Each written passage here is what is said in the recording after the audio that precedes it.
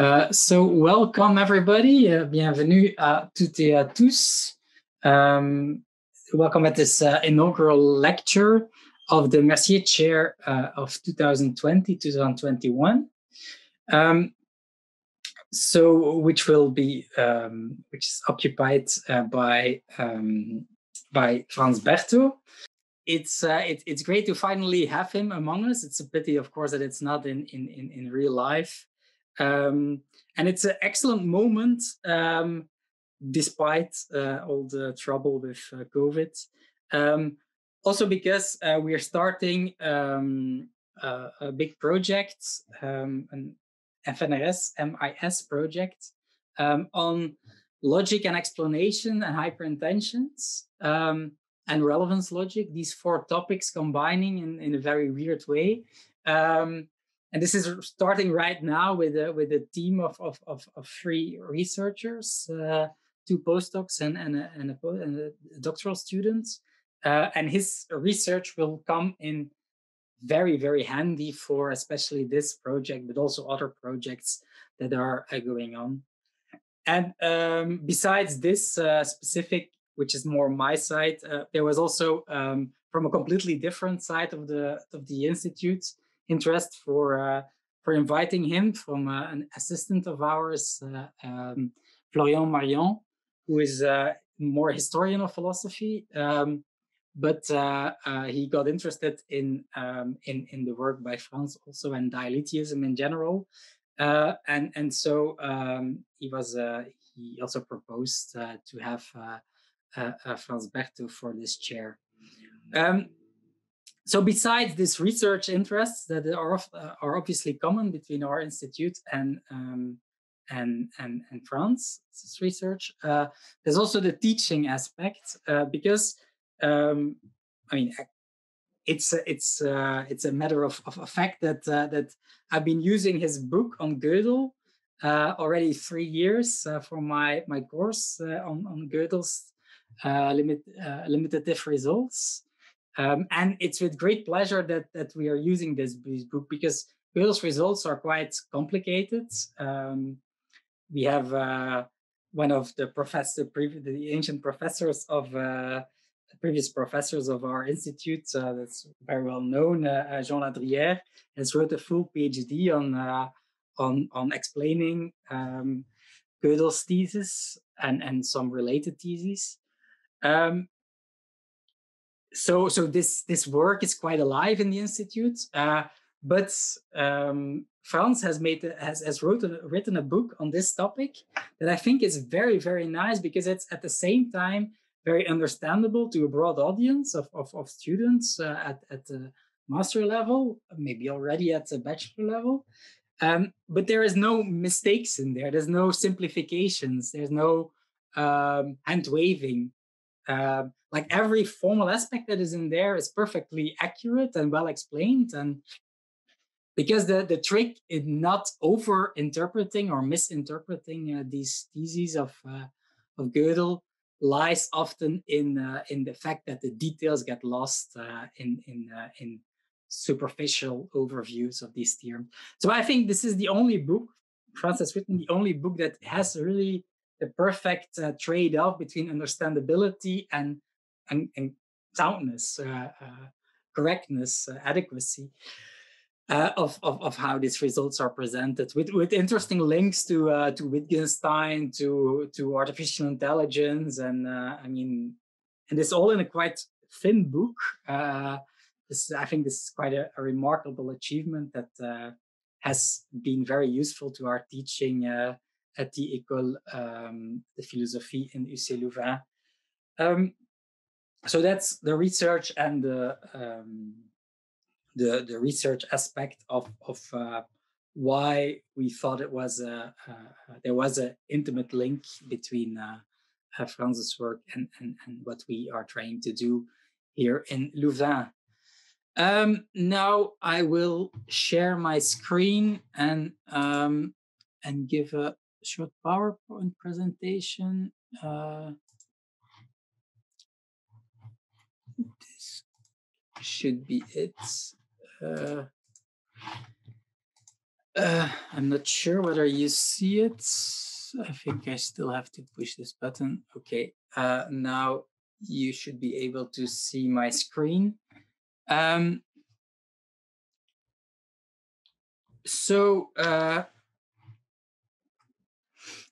say something about his CV, so he works now in the University of Amsterdam and University of St. Andrews. And he has worked before in many places, but among which the University of Aberdeen, the Institute for Advanced Study, the Sorbonne, the University of Padua, and he has a PhD from the University of Venice with the title, translated to English, it's in Italian, Dialectics as a Semantic Theory. Hegel's Dialectics, I think there was a word dropped. Hegel's Dialectics as a Semantic Theory. So he started off as a Hegelian. Maybe he's still a Hegelian. I assume he is. And moved more towards topics in logic and in the analytic metaphysics, if you want to use that horrible term. But it's very interesting to see somebody with a very broad interest coming from more historical aspects of philosophy, some aspects that people may call more continental, and then moved towards sufficiently analytic and mathematical philosophy to be allowed at the University of Amsterdam. The ILLC specifically, where you don't find continental philosophers, so to say. He has an enormous list of publications in really the best journals and only the best journals in the fields that he works in. And next to that, he has also written 6 books. So I mentioned the work, the book on Gödel. There's something about Gödel. And then you see the publishers here also among the most important ones of all these books. There's a book with Mark Jago, that's the most recent one, I think, on Impossible Worlds, which will be rather close to the in topic, at least in the chair of the lectures that he will give this year here for the Chaire Mercier. He has written a book about ontology and meta-ontology, about existence as a real property, about models of reference, and about how to sell a contradiction. So that's the dialetist side of his work, where the view of dialetism means that contradictions, there are true contradictions, or at least there can be true contradictions. That's the view of dialetism, and I think Franz would call himself a dialetist, which is a fascinating, well, very controversial, but nevertheless very fascinating topic he's worked on, and becoming much more and more important in philosophy in general, on several topics, in fact. Maybe something about the Chaire Mercier of this year, the lectures he will give. It is about the topics of thought. So where you try to you try to think about what it is to be a thought, the meaning of thoughts, and if meaning is concerned, there's an evolution in philosophy where in analytic philosophy there was a kind of extensionalist view where meaning was, people were trying to reduce meaning to extensions, and then there was a move towards intentions, also with the evolution of modal logic and possible worlds, formal possible worlds. This has become very important in philosophy, this whole notion of an intention and possible worlds. It's revolutionized since Kripke, the philosophical literature in many fields, from ethics to metaphysics to logic. But now more and more people realize that intentions are probably also not fine-grained enough to formalize or to capture meaning of things like thoughts, things like permissions, and so on. Many things that are closer, I guess, to us as epistemic agents, they get kind of problematic if you want to see them as intentions, with problems such as logical omniscience as the goal. So you see more and more people in several domains, because it's not reduced to philosophy of language, or people are seeing that maybe possible worlds are not enough. Maybe you need to have finer distinctions. Even if two thoughts seem to be true in the same possible worlds, there may be a difference between the two thoughts. So we need something else in a possible world to understand these finer distinctions. And from intentions, people move to hyper-intentions, for which they use other notions than a possible world, or a traditional possible world at least. A possibility may be to use so-called situation semantics or state semantics, where you're not so much interested in the whole world, or that's not the only thing you can talk about, but you can also go look at parts of the world, states or situations in that world. And another way to go is via impossible worlds. So to say, we don't take, for defining meaning, we don't only take into account possible worlds, but also impossible worlds. There's places where the laws of nature don't hold, or laws of metaphysics, or even the laws of logic do not hold. Of course, if the laws of logic do not hold, you're very close to dialetheism, or at least modal dialetheism, the idea that a contradiction can be true. So there's a link, obviously, between this dialetheist part of his research and then the hyper-intentional view. And I guess that's one of the entrances he has made into the whole hyper-intentionality literature that is so hot right now. And the angle, at least in Amsterdam, with his ERC project that he has given to that, was the logic of conceivability. So you have possibility, but then you also have conceivability. A lot of things that are not necessarily possible, they can nevertheless be conceivable. And this distinction is very important, but there is no logic of conceivability. There is a logic of possibility also. Of course, since the Greeks, people have thought about how to capture reasoning concerning possibility.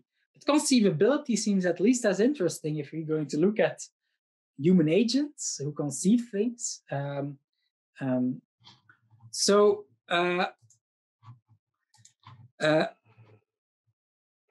So for this conceivability notion, it's clear that we need to go towards a form of hyper-intentionality. And Franz has made great progress in there. But of course, he will tell us much more about all these things in a much better way than I did. Let me just, before starting the inaugural lecture, say some practical aspects. So this is the first lecture of Franz Berto, but there will be many others in this week and the coming week. Quite intense mini summer school, autumn school on these topics. And they are open for everybody. So they are part of a master's course, and the master students. I hope they are all online following now. But they will also have to be there for and participate in the other lectures. But nevertheless, this 2-week course is completely open to everybody who wants to attend. The specific topics of the lectures or the titles are in the email that has been sent for this, and also on the website of this Mercier chair. So you can find there, and well, it's a whole, but I guess you can also log in for specific parts if you're interested in a specific topic. So you can more or less see what will be said that day. I maybe should also add that the last day of this mini course, there is from 4:15 to 6:15 we have the lecture itself. But before that, there will be sort of informal Q&A or conversation with Franz about all the topics we've talked about, or maybe even things a bit broader than the exact content of the inaugural lecture and the mini course. So it's quite a general opportunity to talk and discuss with Franz Berto. So for the students, this is optional, and it does not strictly it's not strictly a part of this mini course, but everybody's welcome to for this more informal talk, Q&A with Franz Berto. So that's before the last lecture from 2 to 4. It's also in the email where the international email where this lecture series was announced. I think we said about everything we needed to say. So it's a great pleasure now to give the words to Franz Berto. And just more practically speaking, he will speak about 1 hour. You can ask clarificatory questions. So where an answer is just one word or one sentence. And then after 1 hour, there will be time for some more in-depth discussion. And that will be all for today.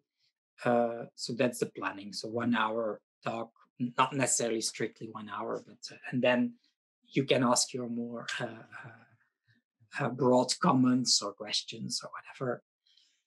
Okay, without further ado, I give the word to Franz Berto for this inaugural lecture. Okay, so can you hear me? Yes, we can hear you. Okay, thanks, Peter. Thanks, everyone. So let me just start by saying that so it's a great honor to be awarded this chair. It's of course a pity that I cannot be physically with you in Louvain.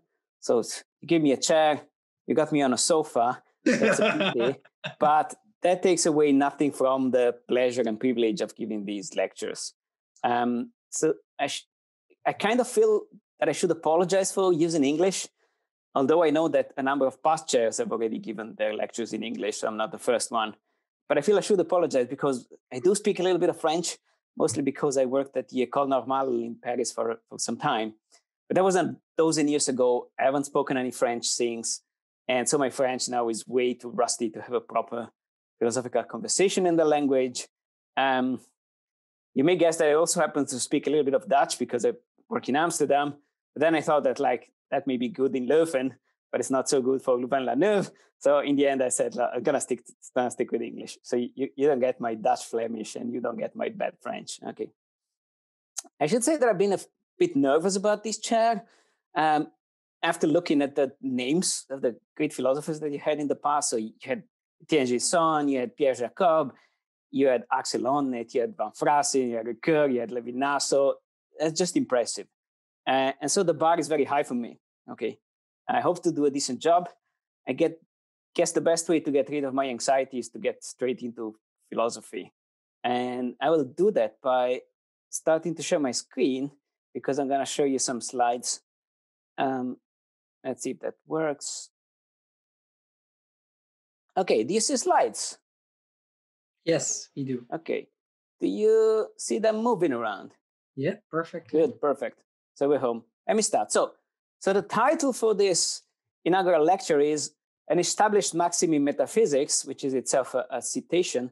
And the subtitle is Conceivability, Possibility, and Hume's Other Principle. And before telling you more about what I mean by all of these things, I'm just going to start by giving you a citation, a quote. And the quote is from a great Scottish philosopher who famously at some point claimed in the treatise, quoting him, "'Tis an established maxim in metaphysics that whatever the mind clearly conceives includes the idea of possible existence, or in other words, that nothing we imagine is absolutely impossible." Okay, so if you contrapose this last bit, this philosopher, who happens to be David Hume, of course, is saying that imaginability implies possibility of a certain kind, okay? Possibility which is now called absolute. Sometimes it's called metaphysical nowadays, especially after Kripke, okay? So think about the totality of possible worlds, which taken together represent all and only the genuine possibilities. To be possible in an absolute sense is to hold there somewhere, okay? And dually, to be necessary in an absolute sense is to hold there somewhere, okay? So I'm going to focus on this principle that Hume formulates in the treatise. I called it Hume's other principle. I mean, I would have liked to call it Hume's principle, but as you know, the name was already taken, so I went for Hume's other principle. And that principle, in various formulations, has had a lot of importance in the history of philosophy, and in particular in the history of metaphysics.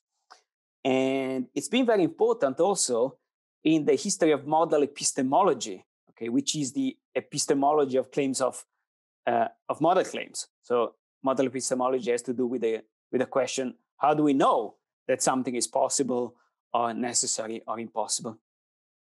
Now, there's a lot of people in the history of philosophy who subscribed to Hume's other principle in some formulation or other. For instance, so here's Wittgenstein in the Tractatus, who famously endorsed the principle. In 302, he says, quoting him, "The thought contains the possibility of the state of affairs which it thinks. What is thinkable is also possible." And in 303, he adds, "We cannot think anything unlogical, because otherwise we should have to think unlogically." Okay, now, you know that there's a controversy among interpreters of Wittgenstein on how we should understand the notion of thought in the Tractatus, okay? Some people have a more Fregean interpretation of what thought means, but to others that sounds too Platonic or Platonistic. Some other people went for what is sometimes called the psychologistic reading of the Tractatus, in which you understand thought as a psychological phenomenon, as involving mental representations. But in fact, it makes no difference for our purposes, because however you interpret the notion of thought in the Tractatus, Wittgenstein is clearly endorsing Hume's other principle. And the thought here is something like, well, you know Wittgenstein's pictorial theory. Okay, so any representation must share some form with what it represents. At the very least, it must share the logical form. Okay, so if there were a thought which represents an impossible content, let's say a logically impossible content, the thought itself would have to share the logical form, qua thought, so qua representation, and so it would itself instantiate an impossible logical form. Okay, so that's why Wittgenstein says you cannot think anything unlogical, because you would have to think unlogically.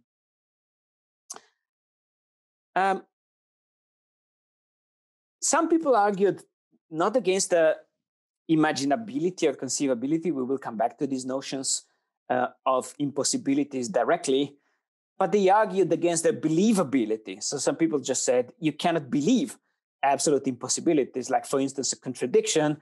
I mean, that's going to be an absolute impossibility unless you think that dialecticism is right. So the Graham priest is essentially right. Okay, but otherwise, for you, P and not P is the paradigmatic absolutely impossible content. And some people came up with arguments against the believability of that. Arguments like the following. To believe that P and not P, you have to graph the content to begin with. Okay, so if you don't get the content, you cannot even believe the thing. But content is given by truth conditions in the mainstream semantics. And as soon as you grasp the truth conditions of P and not P, you know that there's no possible world where it is true. So you know that the truth conditions are such that you cannot be true. So you cannot understand the content and believe it. That's why, for instance, Rothbard and Marcuse claim that belief ascriptions are always defeated when it turns out that no state of affairs could possibly make the belief true. So she thinks that you should always retract a belief ascription if it turns out that the ascription of the belief is one of a believed content, which turns out to be absolutely impossible. Now, there's an alternative tradition in Western thought, which on the contrary thinks that you can think about absolute impossibilities, and sometimes you can also believe them, and you can also be justified in believing them. Famous case is Hegel. I've been working on Hegel, as Peter told you, and Hegel, for instance, complained in the Science of Logic against what he calls, quoting him, one of the fundamental prejudices of logic as hitherto understood. He means as it has been understood until I came on stage, namely that the contradictory cannot be imagined or thought. Okay, so there's an alternative strand that thinks that Hume's other principle is false. Okay, so Hume's other principle in various formulations matters in debates in modal epistemology, as I told you. So the epistemology of necessity and possibility. For instance, in contemporary philosophy of mind, it's very important for so-called conch-post arguments, arguments in which one tries to infer from the conceivability of something to its possible existence, and from the possible existence of something, in particular from the possibility of a real distinction to the actuality of that real distinction. For instance, you may know David Chalmers' zombie arguments, okay, from the suitably qualified conceivability of consciousless functional zombies, we infer the possibility, and from the distinction between consciousness and mental functions, we infer that the two things are actually distinct. Okay, so that's why Hume's other principle is still a very lively topic of debate. What I'm going to do, well, I'm going to argue that Hume's other principle is false. So I'm going to defend the Hegelian party in this debate, okay, against the Humean party.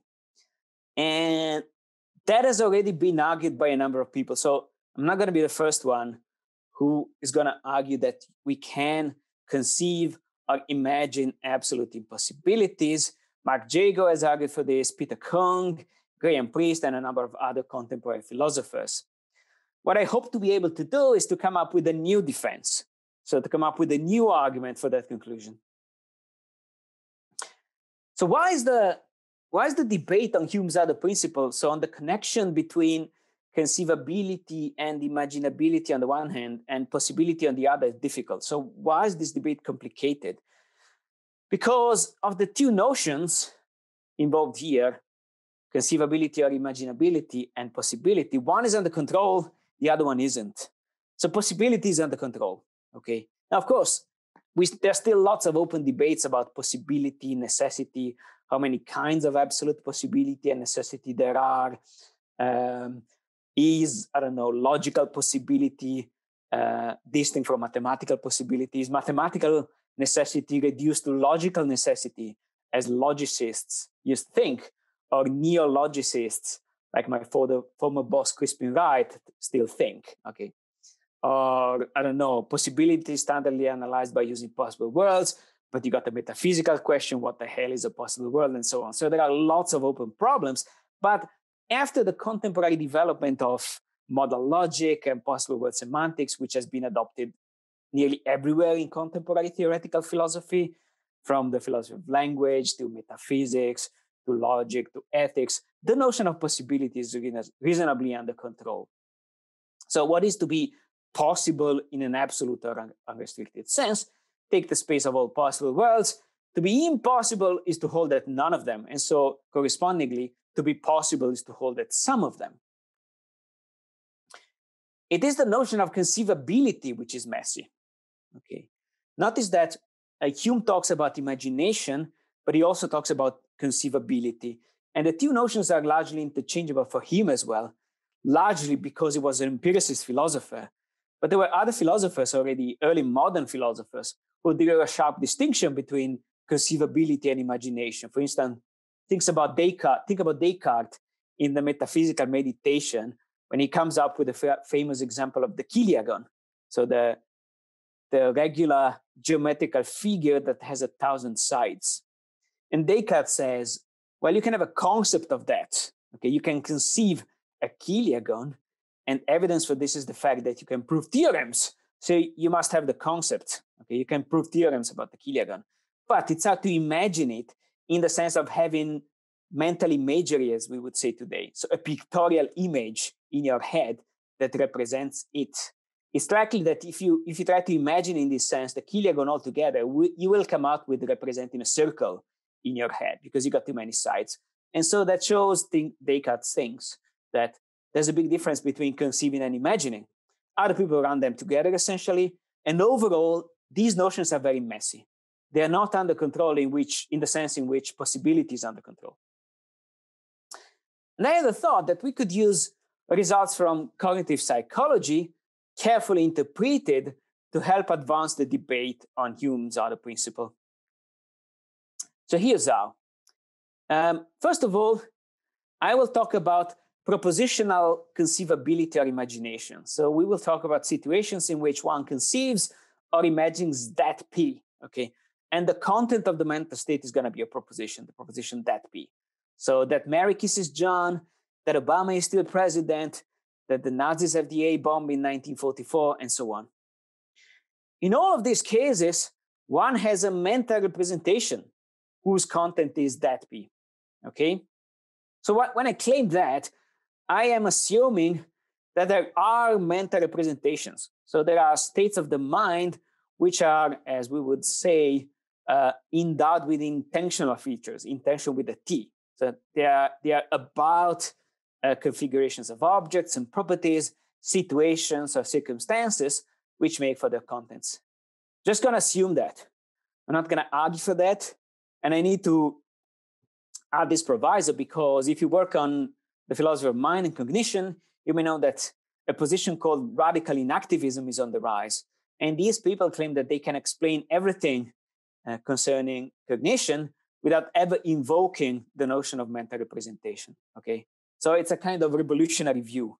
Now, I'm a conservative on this, but I'm also not a specialist, okay? So I am just one of those who believe that you cannot explain all of our cognitive life without ever invoking the notion of mental representation. In particular, it's harder for these people to explain high-level cognitive functions like suppositional thought, counterfactual thought, and so on, even though they manage to explain lower-level functions. But I'm not going to defend the stance that I'm taking here. So I'm just going to assume throughout the talk that there are such things as mental representations. Okay, so here's the crucial question for us. How do mental representations represent? Let's look at some views in cognitive science, okay? So there's a great cognitive scientist, Alan Paivio, who worked all his life on mental representation. He's maybe the greatest or one of the greatest scholars who studied mental representations in cognitive psychology and cognitive science. He wrote a famous book called Mental Representation, summarizing his findings. And in that book, he starts with the view that, and that's meant of a description of what cognitive psychologists usually do. He claims basically that there's a fundamental distinction between two ways of representing things, and there's a corresponding distinction between two kinds of mental representation that piggybacks on the corresponding distinction between physical representation. So at some point at the beginning of the book, he says, quoting him, some physical representations are picture-like and others are language-like. So picture-like representations include photographs, drawings, maps, and diagrams. Language-like representations include natural human languages, as well as such formal systems as mathematics, symbolic logic, and computer languages. And Paivio says, well, that correspondingly, there are two kinds of mental representations. Some mental representations are language-like. Cognitive scientists often call them propositional mental representations. And some other representations are more picture-like. And cognitive scientists often call them pictorial mental representations, or they speak about mental imagery. So what's the difference between the two kinds of physical representations to begin with? Here's what Paivio says, quoting him again. A consensus seems to be developing around the idea that the fundamental distinguishing dimension is the degree of arbitrariness of the mapping relation between the form of the representation and the form of the represented world. Thus, the terms picture-like, analog, iconic, and isomorphic all imply that such representations map onto represented objects in an arbitrary way. In the case of language-like representations, on the other hand, the relation is completely arbitrary. Okay, so Paivio doesn't rule out that some representations represent by a mixture of the two codes. So some representations in general, and maybe also some mental representations, represent by a mixture of the linguistic or conventional and the pictorial or the non-conventional. Okay, that can happen. So here's an example. Here's a map. So this is a map of a little Scottish city, mostly dominated by a university. Here's where my office is, up here, okay? And this map, well, that's a map of St. Andrews. So this map does its job of representing a certain situation. Basically, it's a representation of various aspects of what the city of St. Andrews is like. And the map does its job partly conventionally and linguistically, and partly pictorially. Okay, for instance, the sum arbitrarily represents some things. For instance, there are understood conventions which dictate that bottom, left, and right, top, bottom, left, and right stand for north, south, west, and east, respectively. That's conventional. Okay, we could have decided that you move towards the south by going up in the map, and you move towards the north by going down in the map. So it's conventional that we decided to do it the other way around. But there's also non-arbitrary representation secured by relevant similarity. For instance, that the sea is blue and that the land is greenish is represented by similarly colored corresponding patches in the map. Or that the castle of St. Andrews has a certain shape is represented by a similar shape of the corresponding figure on the map. So the map does its job of representing things partly conventionally and partly in a non-arbitrary way, which is basically secured by relevant similarity. There's no such relevant similarity in purely linguistic representation. Okay, so I could have described part of the situation represented by the map by uttering a sentence like, there is a so-and-so shaped castle in the northern part of the city facing the blue sea. It's conventional that in that sentence, blue stands for the color blue. We could have labeled that color yellow. Okay, so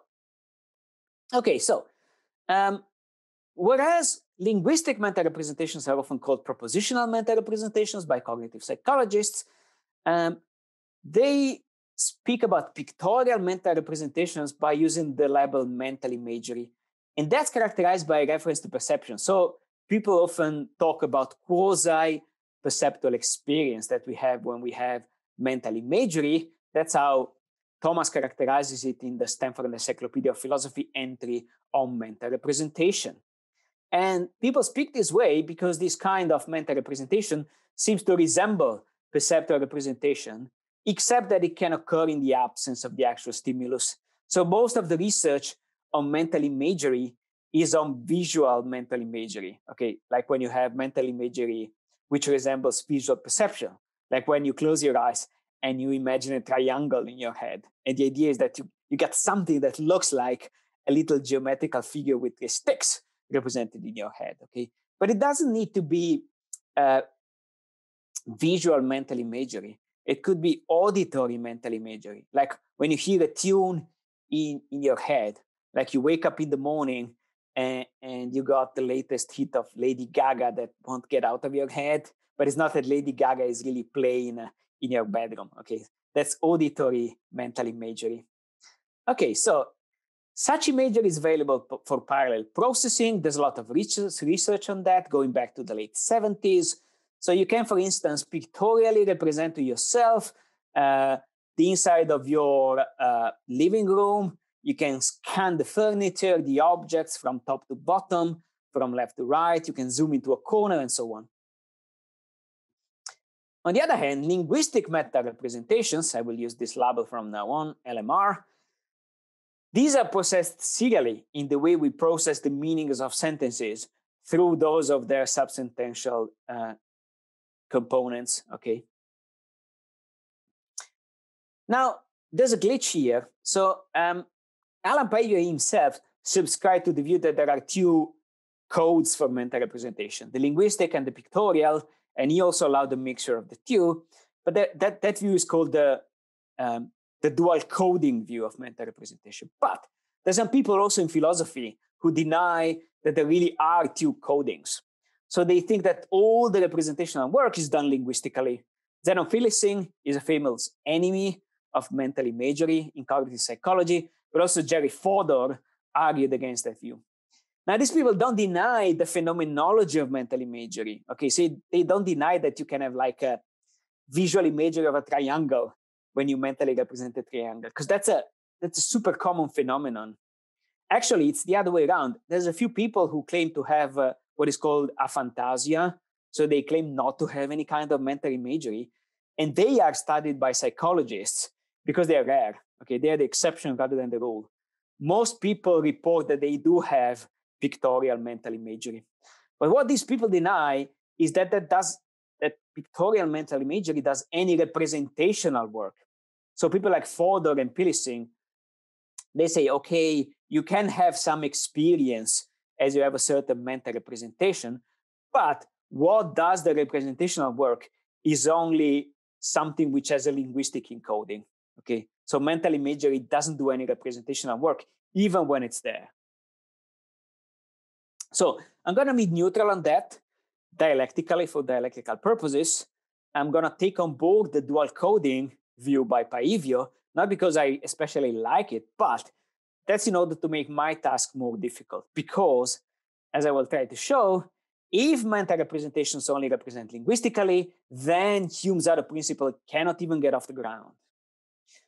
So it's easier to refute Hume's other principle if the mental representations involved in conceiving or imagining that P represent only by a linguistic coding. Whereas on the other hand, if there are irreducibly pictorial mental representations, then my job gets more complicated. So I need to tell a more complicated story to try to persuade you that Hume's other principle is false. Okay, so let's start with the easy case. So what I'm going to do from now on, basically, is I'm going to give you an argument by cases to the effect that Hume's other principle is false. It's going to be an argument by cases in which the cases are like, well, suppose that the relevant mental representations, when we imagine or conceive that P, work only linguistically, then blah, blah, blah. Suppose that they work only pictorially, then blah, blah, blah. Suppose that they work by a mixture of linguistic and pictorial, then blah, blah, blah. Or suppose that they work in some forked code, which is going to be utterly mysterious, then blah, blah, blah. So that's going to be basically my argument by cases. And the first case is the one in which conceiving of the kind which is or imagining of the kind which is relevant for Hume's other principle involves the having of a linguistic mental representation. Okay. So I will start by asking you to buy the parity assumption, as I call it. And the parity assumption says, whatever content can be represented by some sentence in natural language, it can also be represented by some linguistic mental representation. Now, the parity assumption is obvious if linguistic mental representations just are sentences of some natural language, English or French or Dutch or Latin or whatever, tokened in the head. So it may be that linguistic mental representations are just sentences of some natural language tokened in the head. And that makes the principle obvious. But many people don't think that way. So many people think that linguistic mental representations are not quite in any natural language. But even if linguistic mental representations are encoded in some deeper language of thought, a la Fodor, for instance, it should still be true that anything that can be represented in natural language should be such that it can be represented in the language of thought, say in mentalese, as Fodor would claim, because the latter, by hypothesis, grounds the learnability of the former. So people who postulate mentalese think that you have that language of thought encoded in your brain, because that's a way to explain how you can learn natural languages to begin with. So given PA, the conceivability of the impossible via linguistic mental representations seems plausible because there are meaningful sentences of English which describe impossibilities, for instance, of the form P and not P, even though the content that they describe, of course, is something that cannot obtain in any possible world unless Graham Priest is right. I only see two possible moves to deny this. One move consists in claiming that English sentences allegedly describing impossibilities are actually meaningless strings. And the other is to claim that although they are meaningful, and so by the PA, we can have corresponding meaningful linguistic mental representations, we can't understand them. Now, claim 2 seems strange, given the compositionality of language and how intelligibility transmits from the components to a compound. So let P be a simple, meaningful, intelligible sentence, like this table is round. Surely, P cannot become unintelligible because we stick a negation in front of it. So not P must be intelligible too. It must have an easily graspable meaning. And surely, 2 such sentences cannot deliver an unintelligibility once we conjoin them, P and not P. So the latter must be intelligible as well. By the PA, we can have a corresponding linguistic mental representation whose content is that P and not P. But first, the option 1 to react to the claim seems to be incredible as well. Maybe Wittgenstein came close to making the claim. So you may remember that he says famously in the Tractatus that tautologies and contradictions are sinnlos. But you also know that he makes a distinction between sinnlos and unsinnig. Now, there are some interpreters in the new Wittgenstein ballpark who want to belittle the difference between being sinnlos and being unsinnig. Not going to get into Wittgensteinian exegesis, but anyway, I think that if one goes Wittgensteinian, one can counter the view by rehearsing a famous point made by Quine, a point that I completely buy. So I'm not going to give you the Quine quotation that makes my point. It's from a very famous paper by Quine on what there is, 1948, the paper that revitalized ontology in analytic philosophy. Okay, after all the neo-positivistic Carnapian suspicions about the legitimacy of ontology and metaphysics. And in that famous paper, Quine, he's arguing against a fictional philosopher, Wyman.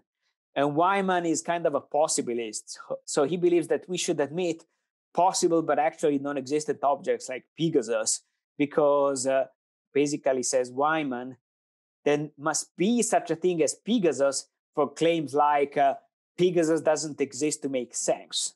Okay, so that can only make sense and indeed be true if there is such a thing as Pegasus for the sentence to refer to. And Quine says, well, then by parity of reasoning, there must be such a thing as the round square cupola of Berkeley College. Otherwise, you couldn't truthfully claim that the round square cupola of Berkeley College doesn't exist, but then you're committed to there being round square objects, so your view is inconsistent. And Wyman replies by saying, oh, but inconsistent conditions don't make sense. They're meaningless. And then Quine makes the checkmate move, which comes in the passage that I'm going to quote to you now. Says Quine, certainly the doctrine of the meaninglessness of contradictions has no intrinsic appeal, and it has led its devotees to such quixotic extremes as that of challenging the method of proof by reductio ad absurdum, a challenge in which I sense a reductio ad absurdum of the doctrine itself. Moreover, the doctrine of the meaninglessness of contradictions has the severe methodological drawback that it makes it impossible in principle ever to devise an effective test of what is meaningful and what is not. It'd be forever impossible for us to devise systematic ways of deciding whether a theory of science made sense, even to us individually, let alone other people or not.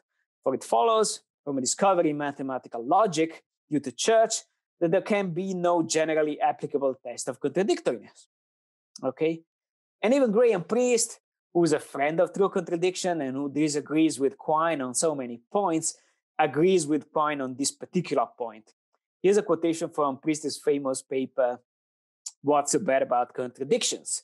And one of the reasons why some people think that contradictions are bad is that they lack content or they're meaningless, says Priest instead, quoting him. If contradictions had no content, there'd be nothing to disagree with when someone uttered one, which there usually is. Contradictions do, after all, have meaning. If they didn't, we couldn't even understand someone who asserted a contradiction and so evaluate what they say as false or maybe true. We mightn't understand what could have brought a person to such a thing, but that's a different matter. And the same is equally true of someone who, in broad daylight, asserts the clearly meaningful, it is night. Okay, so that's all for the view that relevant imaginability or conceivability only involves linguistic mental representations. However, a number of debate about Hume's other principle and whether conceivability or imaginability entail possibility feature a sense of conceiving which may involve mental imagery. And some people think that we should reserve the term imagination specifically for mental representations of this kind. For instance, at the beginning of Tamar Gendler's entry on imagination in the Stanford Encyclopedia of Philosophy, she claims, imagination is also sometimes distinguished from mental states such as conceiving and supposing on the grounds that imagining S requires some sort of quasi-sensory or positive representation of S, whereas the contrasting states do not. Other people have this view, like Amy Kind. She wrote a famous paper called something like Putting the Image Back in Imagination, in which she thinks that a proper account of imagination should involve the invocation of mental imagery. And Magdalena Balzar-Jackson has a similar point. So suppose the imagination, which is relevant for Hume's other principle, is pictorial, okay? Now we move to my second case. And here the initial question is, does it work purely pictorially? So what the question is asking is something like this. Does it work without any element of language like arbitrary labeling or meaning assignment, but rather in a purely qualitative fashion, only via the phenomenological similarity of the imagery to the represented situation?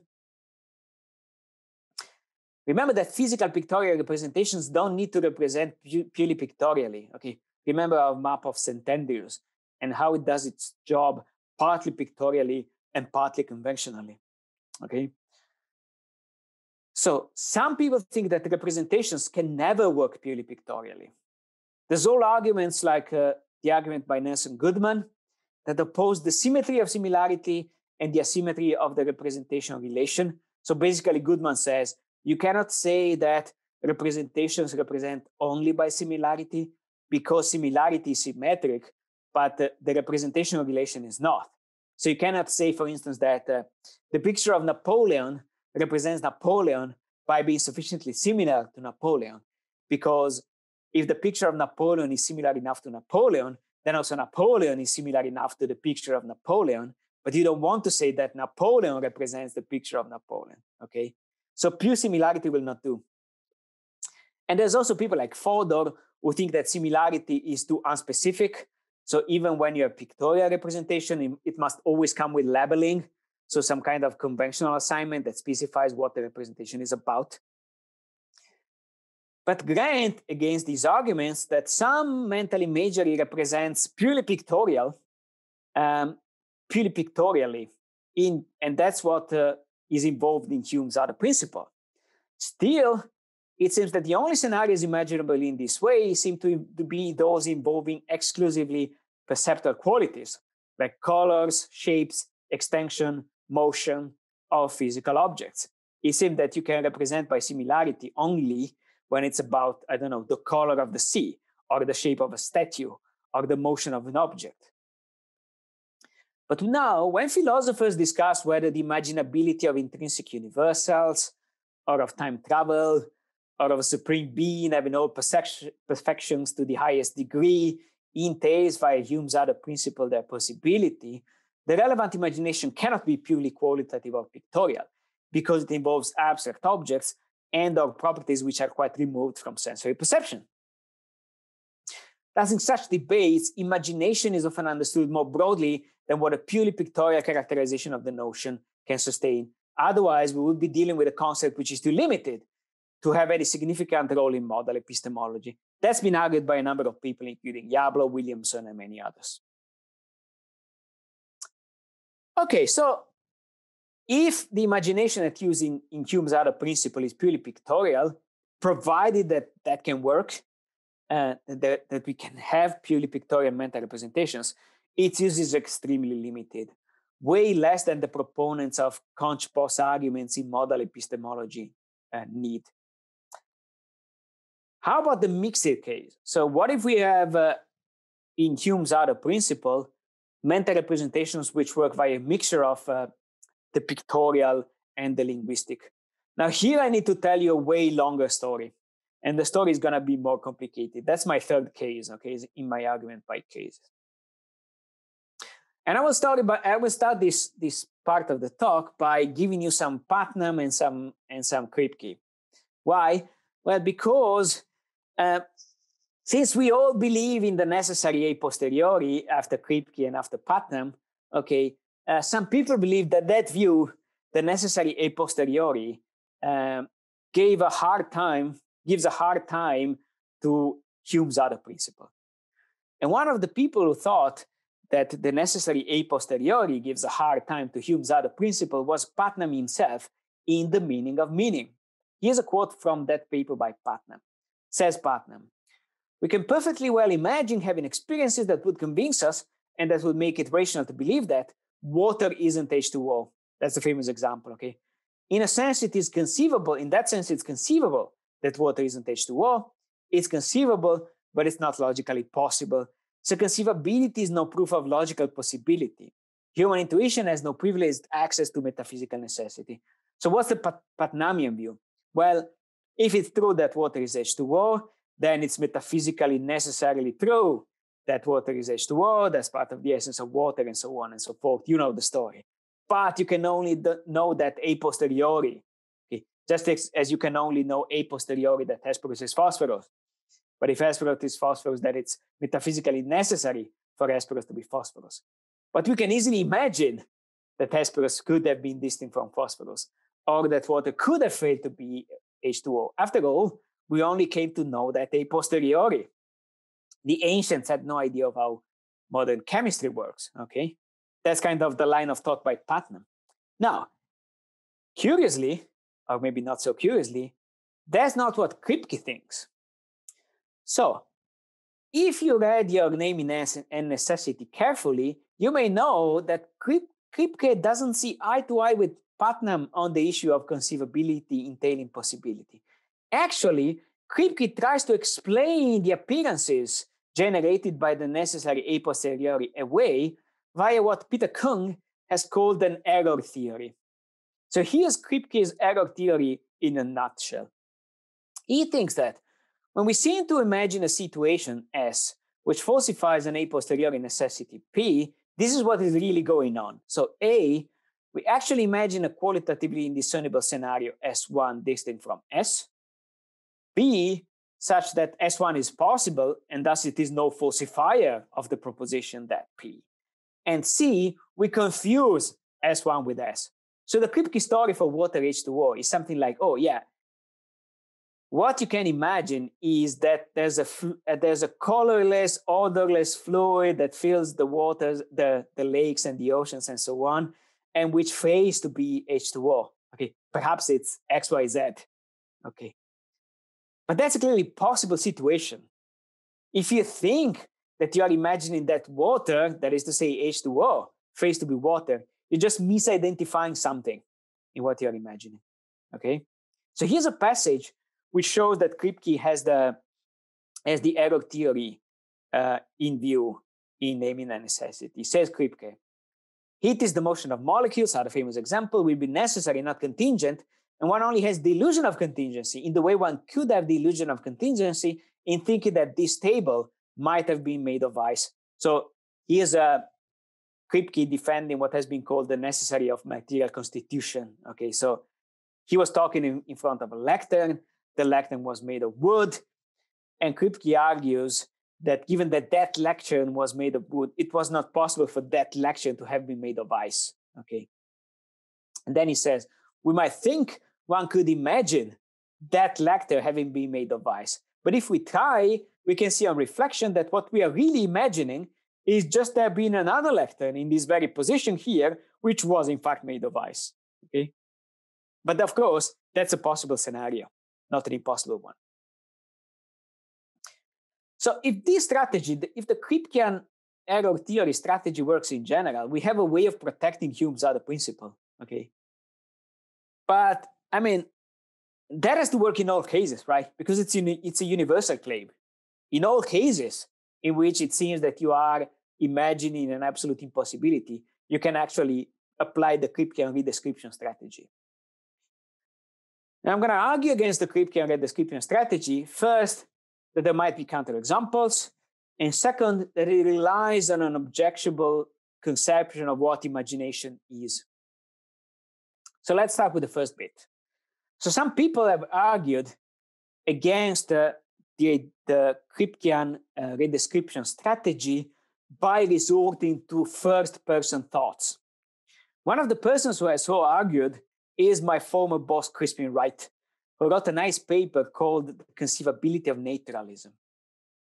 And there Crispin Wright says, he starts by claiming that when I imagine myself in a clearly possible counterfactual situation, such as my being in the Grand Canyon instead of Europe, says Crispin, no mode of presentation of the self need feature in the exercise before it can count as presenting a scenario in which I am in the Grand Canyon.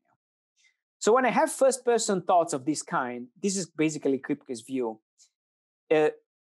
Crispin Wright's view. I am pointing at myself in a way which is not susceptible to error through misidentification, because it's kind of a Kantian point. I don't individuate myself qua thinking subject via phenomenal appearances that could get me wrong. I just pointed at myself qua conscious thinker, whatever I turn out to be, okay? But then the same, says Crispin, holds for my, if Kripke is right, counter possible, imagining myself as a monkey or as being born from different parents, all things which are impossible if Kripke's essentialism or origin essentialism is right. That's not easily redescribable as my imagining a doppelganger of myself, which is a monkey or whatever, and mistakenly taking the substitute to be me. Crispin's view is that I do not individuate myself qua thinking subject by means of phenomenal surface appearances, as I individuate water by its external phenomenal appearances of colorless, tasteless liquid. So when I point at myself qua thinking subject, you lack the discrepancy between appearance and what something essentially is that you have in cases like water or Hesperus phosphorus and so on, okay? More, some people think that the Kripkean redescription strategy has counterexamples which come from mathematical necessity. Okay, so let's start by assuming that mathematical necessity is unrestricted. So if something is a mathematical truth, that's unrestrictedly necessary truth. So take a competent but skeptic mathematician who imagines she can find some mistake in Weyl's proof of Fermat's last theorem. Okay, the claim of Fermat's last theorem is rather simple. Anybody who understands high school algebra is going to understand it, but the proof is very difficult. It has baffled mathematicians for 2 centuries, and actually you may know that in the first proof by Weyl, there was a little mistake. It's a 120-page proof, okay? Or the mathematician may even imagine direct counterexamples. At some point you may say, well, maybe there is no mental imagery at work when we conceive such scenarios which involve only mathematical objects or counterexamples to putative theorems. But then we're back to imageless linguistic mental representation, and I already made a case for that against Hume's other principle. Or maybe it's still some kind of representation. magical representation, but I'll come to this later. So the person understands the content of the theorem pretty well. It's a simple claim on Diophantine equations, okay? X to the n plus y to the n equals s to the n has no solutions in positive integer for n larger than 2. You understand the meaning of each of the terms composing the sentence. You know the English grammar, so you understand the mode of the composition. So you do grasp the proposition expressed by that sentence. Any mathematician must understand the content just as well as you. It's implausible to redescribe the situation as the mathematicians imagine counterexamples to an intentional duplicate of the content of Fermat's last theorem. It's implausible to say that there's no content misidentification going on. The agent is simply conceiving an impossible content. Okay, besides putative counterexamples, besides facing putative counterexamples, I claim that the Kripkean redescription strategy is based on an objectionable view of how imagination works. And I'm going to introduce the distinction between the telescopic and stipulative views of imagination. The terminology goes back to Peter Kuhn, and I think Kuhn did a nice job because he used terminology that goes back to Kripke. You may remember that Kripke uses the terminology when he argues against the Lewisian model realism on possible worlds. And he famously says, worlds are not objects that we see through distant telescopes. They are stipulated and so on and so forth. He's arguing against Lewisian model realism on possible worlds. Okay. So what's the telescopic versus stipulative view of imagination? So in the telescopic view, we have something like this. When we imagine a scenario where P, we look with the metaphorical mind's eye, all we have is metaphors here, at the situation making P true. What cannot happen is that such mental telescope has us look at the impossible. The scenario shows up, so to speak. It is there to be seen. What can happen is that we fail to appreciate what scenario we're looking at. Okay. So the idea is that just like perception reveals reality, it gives you a picture of reality, so imagination reveals possibility. It's kind of a mental picture, and something is represented by the picture. And so it must be possible because it is there to be represented. Imagining in this telescopic view is a bit like looking at a photograph. So if you see a snapshot of a girl, leaving Photoshop tricks aside, the girl must exist or have existed. But you can misidentify the girl. Okay, who's that girl? Valeria, Laura, somebody else. Okay, so that the content is possible is clear. What's not clear is what content it is, what is represented exactly. Now, Kripke himself argues against the telescopic view of our access to possible worlds. I'm going to be quick because most of you will know the story. Take the Kaplanian problem of transworld identification, okay, which is the problem.